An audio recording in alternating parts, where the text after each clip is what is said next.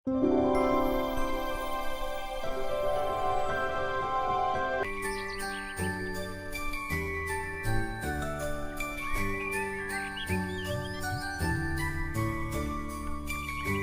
गांव में एक लालची मुखिया रहता था।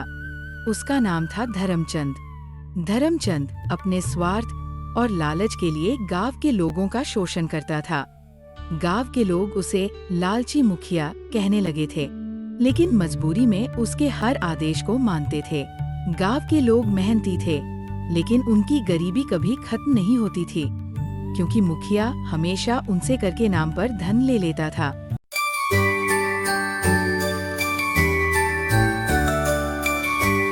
सुनो गांव वालों, अगले हफ्ते पंचायत भवन के लिए नए कमरे बनाने हैं।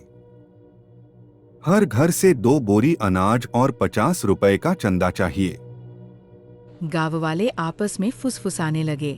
रामू कुम्हार, जो गांव का सबसे साहसी आदमी था, बोला, अरे, यह पंचायत भवन के नाम पर हर बार चंदा क्यों लेता है? पिछले साल भी पैसे लिए थे, लेकिन कुछ बना नहीं। तू बहुत सवाल करने लगा है, रामू। मैं जो करता हूँ गांव के भले के लिए करता हूँ। मुखिया जी, हमें बताइए कि पिछले बार जो पैसे लिए थे, उनका क्या हुआ? अभी तक पंचायत भवन अधूरा क्यों है? ज्यादा मत बोल, वरना तेरे परिवार पर मुसीबत आ जाएगी। रामू चुप हो गया, लेकिन अंदर से उसका खून खौल रहा था। ये धर्मचंद बड़ा धोखेबाज है। गांव वालों, हमें इसके खिलाफ एकजुट होना होगा, वरना यह हमें पूरी तरह लूट लेगा। अरे गंगा चाची, चुप रहिए। मुखिया जी सबके भले के लिए काम कर रहे हैं। आप बेवजह शोर मत मचाइए। रामू, तुम्हें मुखिया के खिलाफ खड़ा होना होगा। अगर हम नहीं बोले तो हमारी आने वाली पीढ़ी भी इसी गरीबी में जिएगी।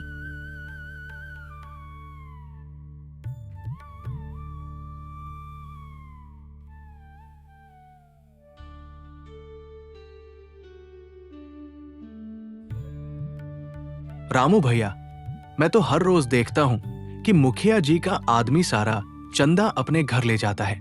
पंचायत भवन का काम तो बस नाम का है। एक सुबह मुखिया ने गांव वालों को बुलाया। कल गांव के बड़े साहूकार मेरे मेहमान बनकर आ रहे हैं। उनके स्वागत के लिए हर घर से 5 किलो चावल और 2 मुर्गे चाहिए। गांव वाले परेशान हो गए। रामू ने विरोध किया। मुखिया जी, यह अन्याय है। हमारे पास खुद खाने के लिए अनाज नहीं है और आप हमसे इतना सब कुछ मांग रहे हैं। मुखिया गुस्से से लाल हो गया। रामू, तू बहुत बोलने लगा है। अगर तुझे गांव में रहना है तो मेरे नियम मानने होंगे, वरना गांव छोड़कर चला जा। रामू ने गुस्से में अपने घर की तरफ रुख किया। सुनीता ने उसे समझाया। हमें मिलकर कुछ करना होगा। गांव वालों को समझाओ कि इस बार हमें मुखिया के खिलाफ खड़ा होना है। रामू, गंगा देवी, चुन्नी और गांव के कुछ और लोग रात को एक जगह इकट्ठा हुए। उन्होंने मुखिया के खिलाफ योजना बनाई। धर्मचंद को इस गुप्त मीटिंग का पता चल गया। उसने मनोहर को बुलाया। मनोहर, इन गांव वालों पर नजर रखो। ये मेरे खिलाफ कुछ साजिश कर रहे हैं। अगर किसी ने मेरी कोठरी के पास जाने की कोशिश की तो उसे सबक सिखाना। मनोहर ने हामी भरी और मुखिया के आदेश का पालन करने लगा।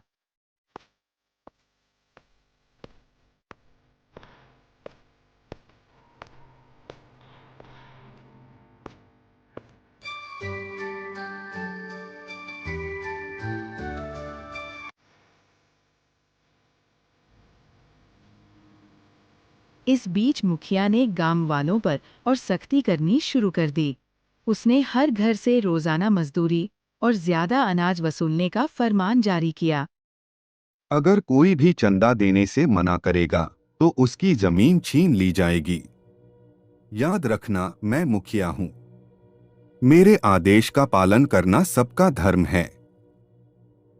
गांव वालों में डर बढ़ने लगा।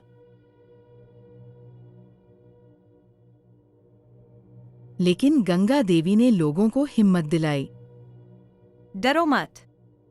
अगर हम सब मिलकर खड़े होंगे तो मुखिया की ये तानाशाही ज्यादा दिन नहीं टिकेगी।